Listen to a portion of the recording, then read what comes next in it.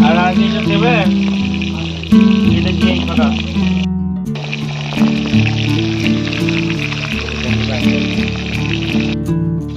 না একটা দাও যদি কেউ খায় আর দিবনি না দিতে হবে না দাও রেখে আসি এবার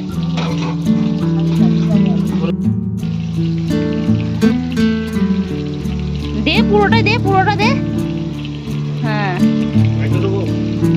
না একটু দিতে হবে না দে এবার আমি মাখাবো দে হ্যাঁ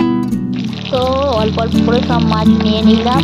নিয়ে রাত্রির জন্য সব মাছ ভেজে স্নান করে নিলাম আর প্রথমে আমি ইলিশ মাছটা ভাজছি আর ওখানে তারপরেই কাতলা মাছে ভাজবো আর ওখানে একটু নুন আর হলুদ মাখিয়ে নিলাম